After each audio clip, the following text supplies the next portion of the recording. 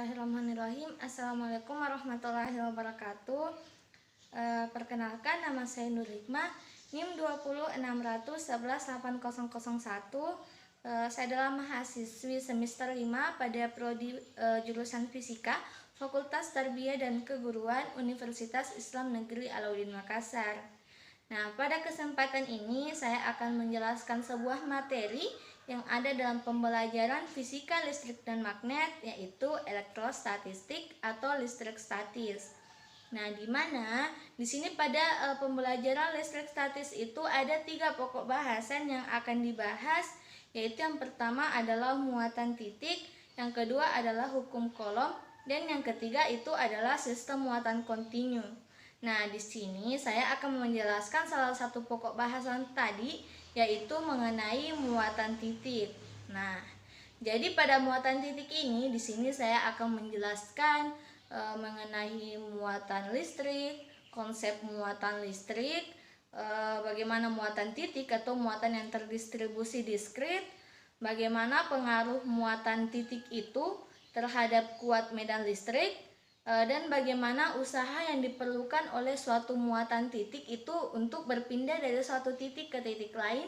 Dan di sini juga saya akan menjelaskan mengenai contoh soalnya, dan juga insya Allah saya akan menghubungkan antara pembelajaran ini dengan ayat-ayat Al-Quran. Nah, yang pertama di sini sebelum saya memulai menjelaskan muatan titik, saya mau membahas terlebih dahulu apa itu elektrostatistik atau listrik statis. Nah, jadi listrik statis ini merupakan suatu fenomena kelistrikan ya.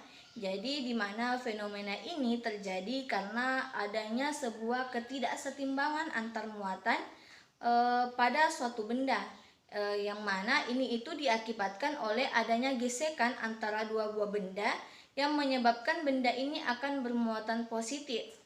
Nah, untuk contoh dari penerapan listrik statis ini, contoh sederhananya ya, misalnya pada penggaris yang kita gosokkan ke kain wol, dia itu bisa menarik potongan-potongan kertas yang kecil.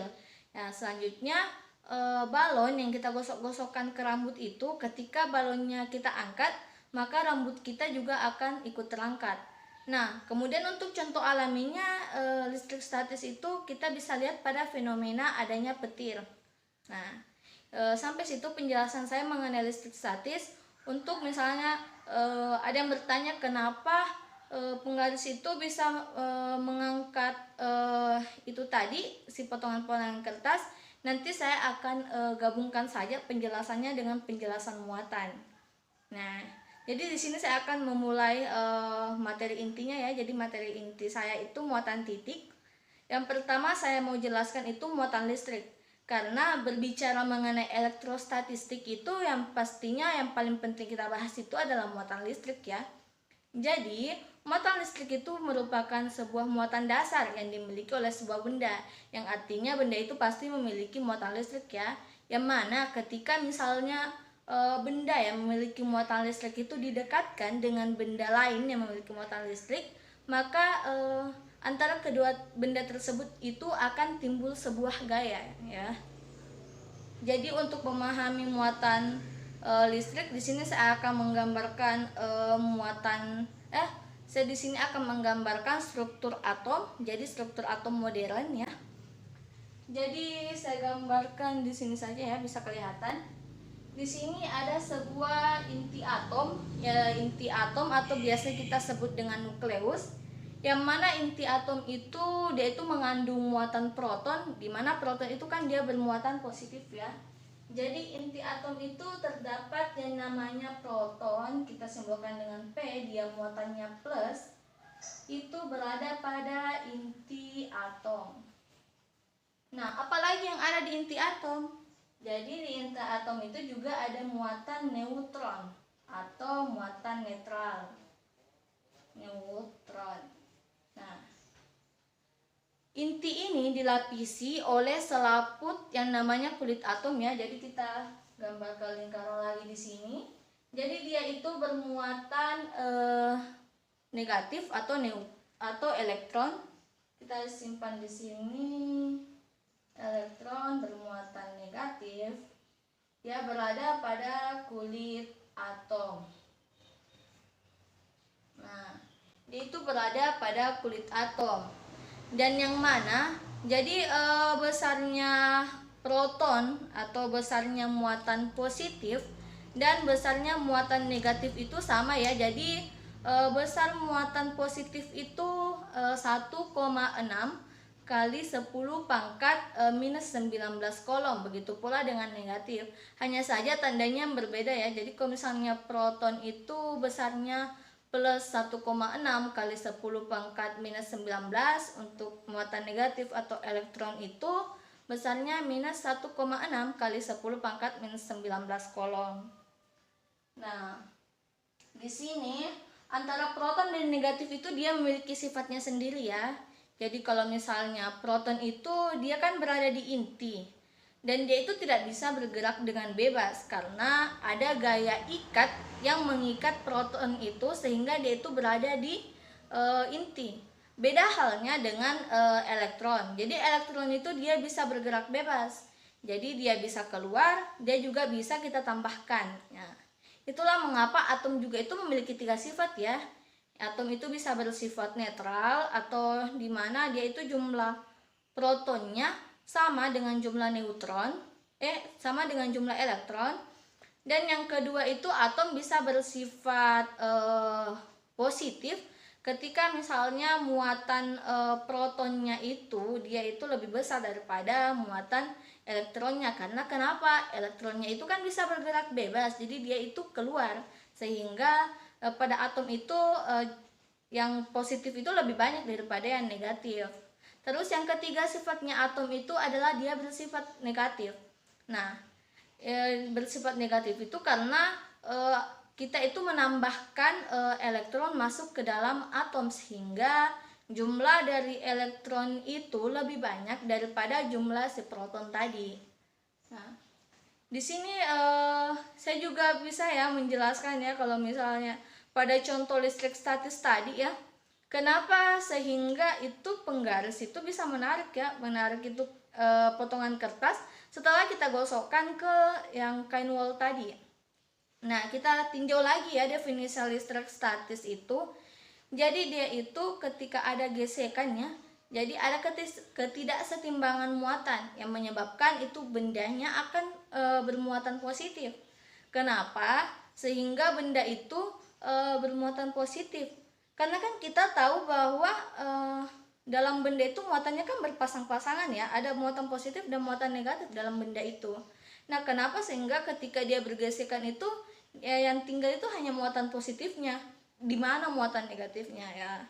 Jadi muatan negatifnya itu ketika kita gesek-gesekkan ya, itu penggaris ke kain wol, jadi muatan negatifnya itu berpindah.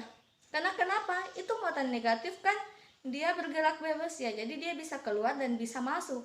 Nah, itulah mengapa penggaris itu akhirnya bisa menarik si kertas tadi. Karena kan yang kertas masih tertinggal muatan positif dan muatan negatif, sehingga bisa menarik karena tinggal penggaris itu kan tinggal positif ketemu negatif kan dia saling tarik menarik ya.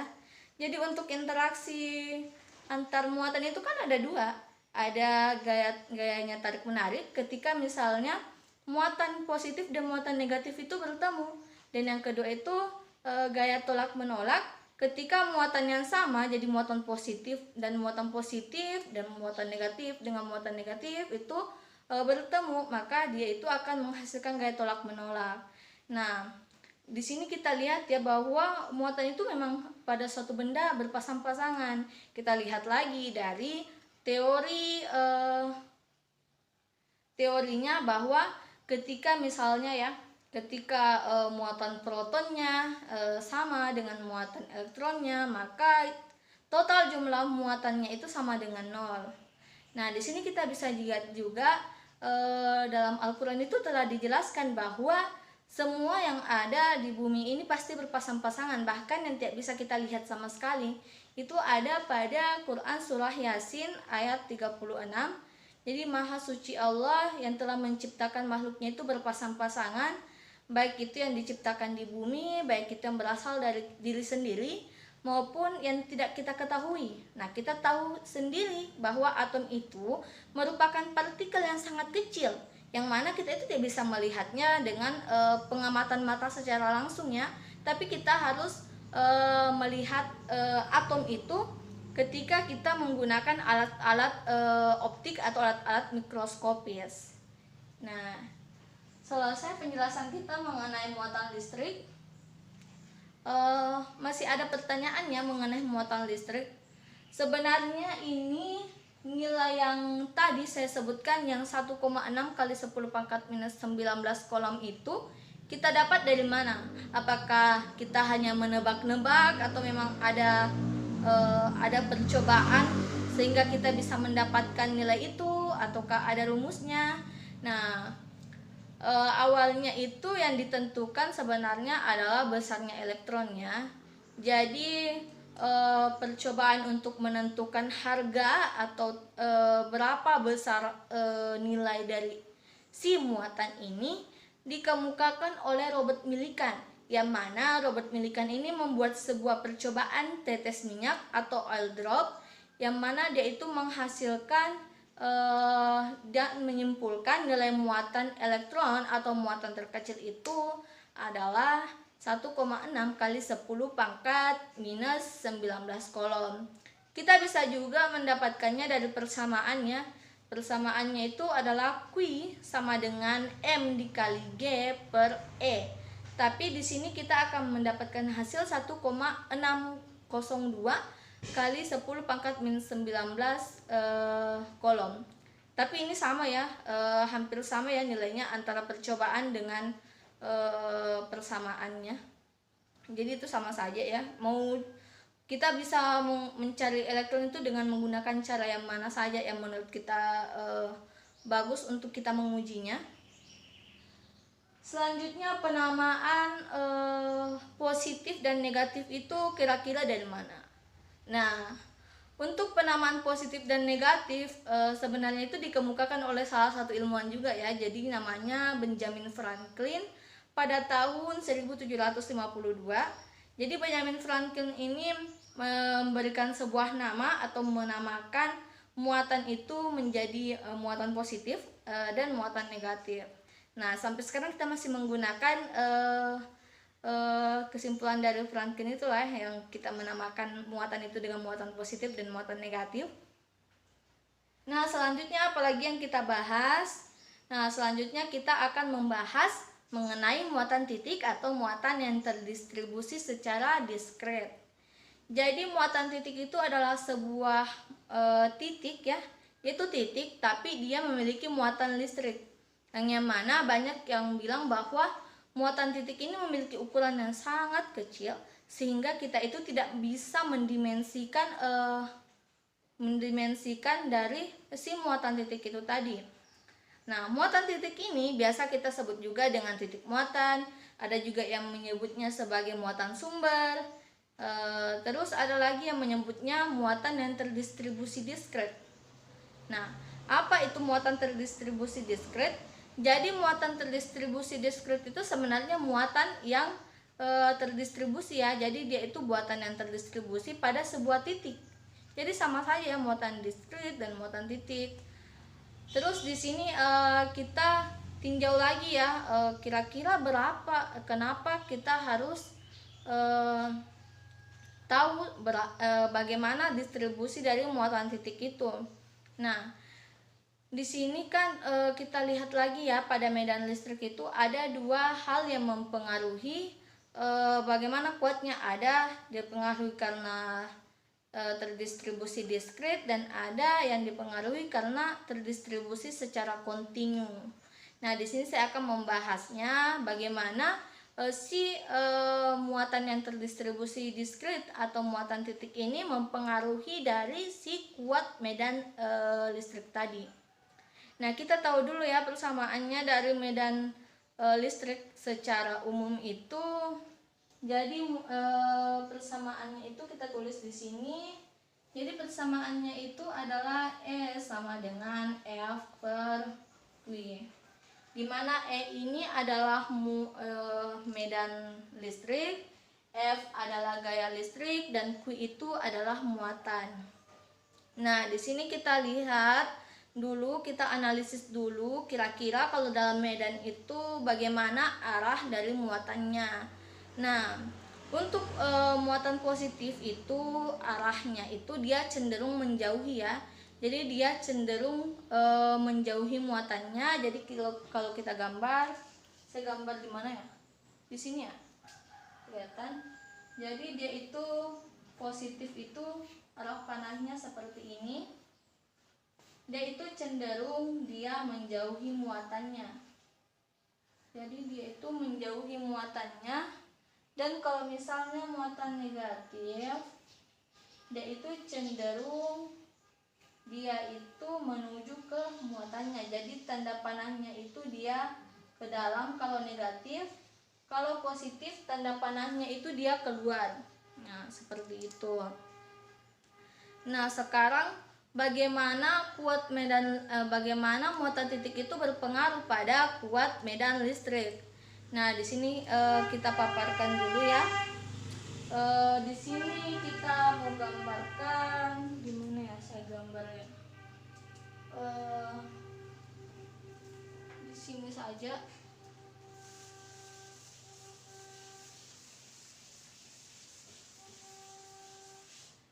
Jadi di sini saya akan gambarkan ya. Kita lihat dulu. Di sini kita gambarkan muatan positif. Di sini ada muatan positif. Dia itu Q ya, Q titik, muatan titik atau muatan sumber. Terus di sini sejauh jaraknya itu ke titik P. Jadi di sini ada titik P. Jarak antara Q ke P kita simbolkan dengan R. Terus di sini ada muatan uji, kita simbolkan dengan Q aksen. Terus kita tahu bahwa kalau misalnya dia muatan positif, arahnya itu cenderung ya menjauhi, dia menjauhi muatannya. Jadi kita tarik garisnya ke sini. Terus di sini kita juga tarik garis ke sini. Ini EP. Sini juga ada E. Terus bagaimana caranya kita tinjau kuat medan listriknya ini yang terdistribusi oleh si muatan titik ini. Kita tinjau dulu ya. Jadi kita lihat tadi rumus awal dari medan listrik, di mana E itu sama dengan F per Q. Nah, kita lihat lagi di mana kita mendapatkan nilai F kira-kira. Apakah kita ganti jadi M dikali A atau bagaimana? Jadi di sini nilai F-nya itu kita pakai yang gaya kolom ya, gaya kolom karena ini gaya antar muatan ya. Jadi kita lihat lagi gaya kolom itu kan sama dengan K Q1 Q2 per R pangkat 2. Nah, ini ya rumusnya gaya kolom. Terus Q1-nya itu dia itu Q sumber, jadi Q1 itu Q sumber atau Q. Q2-nya itu adalah Q uji atau Q aksen. R-nya ini kita pakai R apa? Kita pakai R P Q. Jadi dari titik P ke Q ya. Terus kita tulis di sini F sama dengan K Q kali Q aksen per R P Q kuadrat dikali dengan, karena ini gaya itu sifatnya dia itu adalah vektor, kita kali di sini R P Q topi. Kalau misalnya dia punya vektor ya. Terus kita substitusikan F-nya tadi ke persamaan E sama dengan F per Q. Didapat bahwa E itu sama dengan K Q aksen per R P Q kuadrat per, kira-kira Q yang mana dikasih masuk? Apakah dia Q sumber atau Q ujinya? Jadi di sini kita itu masukkan kui uji ya.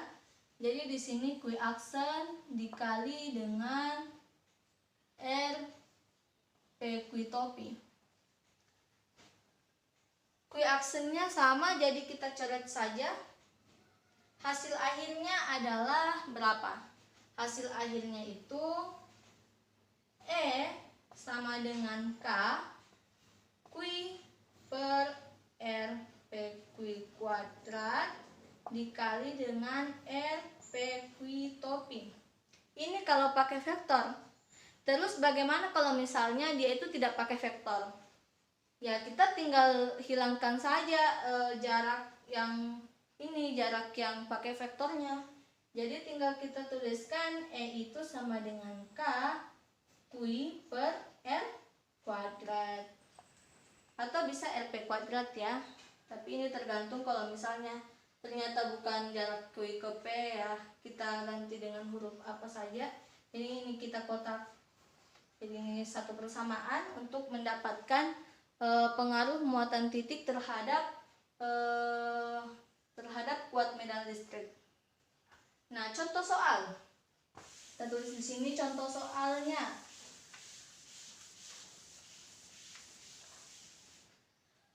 Contoh soal. Jadi contoh soalnya kita di sini lihat, perhatikan gambar berikut. Jadi di sini saya akan menggambarnya. Di sini ada muatan positif. Jadi kita simbolkan Q1. Di sini jaraknya dari jarak 2 cm itu ada muatan lagi. Muatannya juga positif. Ini kita simbolkan Q2. Terus di sini ada lagi titik P. Dari Q2 ke titik P itu jaraknya 1 cm. Nah, yang diketahui selanjutnya apa? Nilai Q1 sama dengan Q2 sama dengan 10 mikrokolom. 10 mikrokolom kalau kita jadikan kolom, kita kalikan dengan 10 pangkat minus 6 ya. Jadi kita tulis saja besarnya itu 10 berpangkat minus 5 mikrokolom. Nah, kita sudah tahu ini. Jadi kita disuruh tentukan apa? Tentukan berapa besarnya kuat medan listrik di titik P. Jadi yang kita mau tahu itu kuat medan listrik di titik P. Nah, karena ini di titik P berarti R-nya itu apa? R yang kita pakai itu RQ1P dan RQ2P. Nah, RQ1P berapa? Jadi kita jumlahkan jarak dari Q1 ke Q2 dengan jarak Q2 ke P. Jadi 2 tambah 1, jadi jaraknya itu 3 cm. Selanjutnya jarak Q2 ke P. Q2 ke P itu 1 cm. 1 cm. Nah, kira-kira bagaimana caranya kita menentukan kuat medan listrik di titik P? Nah, kita di sini EP-nya itu sama dengan E1 ditambah dengan E2. Karena ini vektor ya, jadi kita pakai resultan untuk mencari berapa kuat medan listrik di titik P ini. Nah, di sini kita pakai tadi yang ini rumusnya yang E sama dengan K Q per R kuadrat. Nah, di sini saya bagi ya, jadi saya hapus ini ya. Oke, saya hapus yang ini.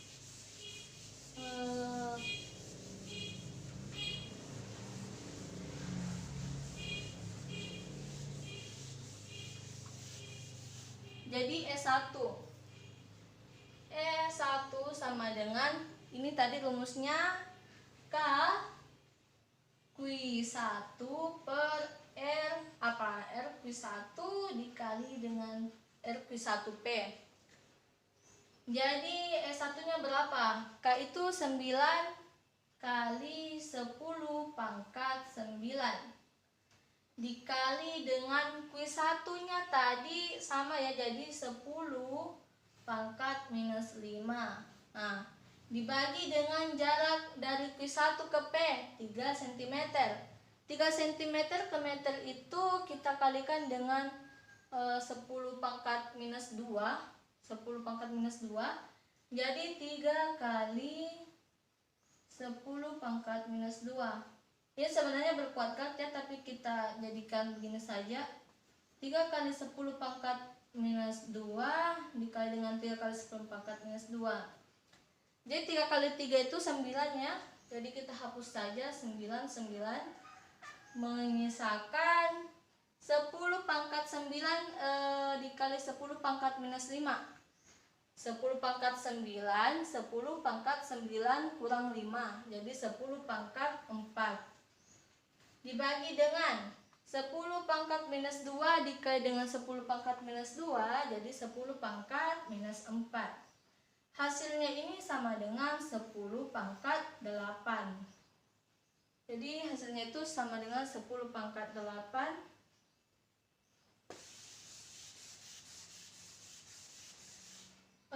Kemudian untuk E2. E2 sama saja ya rumusnya. K Q2 dibagi dengan jaraknya Q2 ke P. Jadi R Q2P. Sama dengan tadi K-nya 9 kali 10 pangkat 9 kali Q2-nya 10 pangkat minus 5 dibagi R Q2P-nya 1 cm ke jadi 10 pangkat minus 4. Karena kan berpangkat 2 ya. Dia berpangkat 2, di sini berpangkat 2. Sama dengan tadi 10 pangkat 9 dikali dengan 10 pangkat minus 5. Pangkatnya dikurangkan jadi hasilnya 9 kali 10 pangkat 9 kurang 5 4. Terus bagi 10 pangkat minus 4. Hasilnya adalah 9 dikali 10 pangkat 8. Oke. Tadi untuk mencari nilainya kuat medan listrik di titik P, kita menjumlahkan E1 dengan E2. Kita dapat EP sama dengan E1-nya tadi 10 pangkat 8. 10 pangkat 8 ditambah dengan 9 kali 10 pangkat 8. Kalau misalnya ada angka di sini 1 itu kita tidak tuliskan saja ya. Tapi di sini kita tulis coba 1 kali 10 pangkat 8. Jadi EP-nya sama dengan 1 ditambah 9 10, karena pangkatnya sama langsung saja kita tuliskan 10 pangkat 8. Mau yang sederhananya, jadi EP sama dengan 10 pangkat 9. Nah, jadi seperti ini. Jadi ini ya, ini kuat medan listrik yang kita dapat di titik P. Jadi kuat medan listriknya itu 10 pangkat 9. Nah, kita hapus lagi. Ini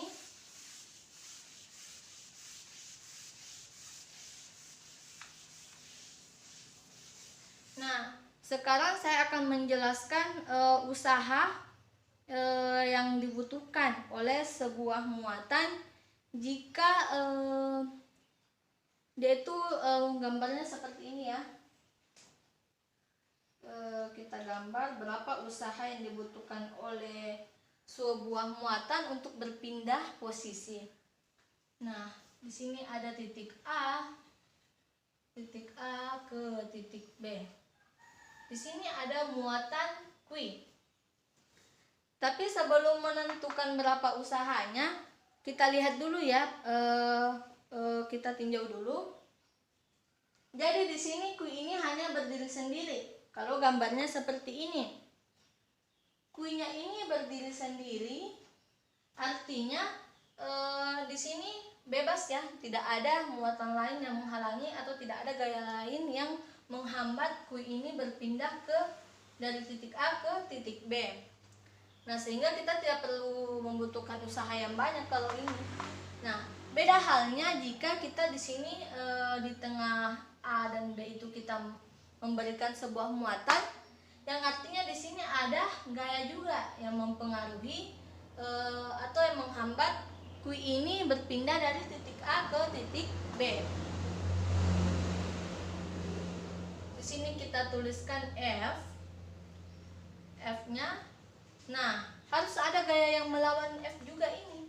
Jadi arahnya itu ke sini, dia itu adalah min F. Ini adalah gaya minimum, atau kita tulis saja F aksen ya. Kira-kira berapa usaha yang diperlukan oleh si kui ini untuk pindah posisi kalau misalnya di sini ada gaya yang menghambat? Nah, kita tinjau dulu apa rumusnya usaha. W itu sama dengan F gaya dikali dengan S jarak. Di sini S-nya kita ganti L saja. Kita ganti L, di sini ada DL ya. Jadi DL itu jarak dari A ke B.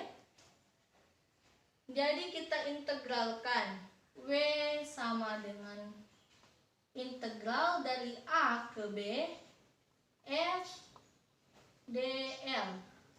F yang kita pakai di sini adalah gaya minimumnya. Jadi W itu sama dengan gaya minimumnya kan dia itu dia tandanya negatif ya, jadi negatif integral A ke B F DL. Nah, F-nya di sini kira-kira kita ganti apa? Nah, jadi F-nya ini kita dapat dari persamaan yang medan listrik tadi, E sama dengan F per Q. Jadi kalau misalnya kita mau menentukan F-nya, kira-kira berapa? Jadi di sini F itu sama dengan Q dikali E. Jadi di sini W sama dengan minus Q ya, minus Q integral dari A ke B E kali DL. Nah, E kali DL ini merupakan besar potensial atau V. Nah, sini kita tuliskan saja W itu sama dengan minus Q. Jadi di sini potensial, jadi potensial dari A ke B dikali VA. VA dia masih minus ya, minus Q sama minus Q kali VA dikurang VB. Potensial A berbanding dengan potensial B.